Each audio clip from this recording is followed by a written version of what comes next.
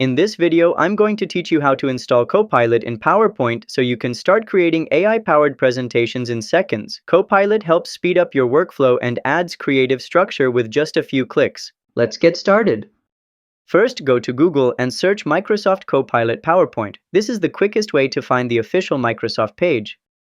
Then click the result titled AI PowerPoint Presentation Generator. It should lead you to Microsoft's Copilot overview page.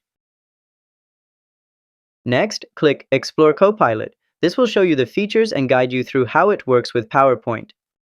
After that, scroll down to view the pricing options. You'll need to choose a Microsoft 365 plan that includes Copilot access. Make sure to remember the email you use for purchase. Now, open PowerPoint and go to the Account tab in the sidebar. Then, click Manage Account and sign in using the email you used to subscribe to Copilot. Finally, restart PowerPoint and Copilot will now automatically appear in the Home section, ready for use. And that's how to install Copilot in PowerPoint for smarter presentations. If this helped you out, give it a like and subscribe to How to Tutor for more simple tech tutorials. See you next time!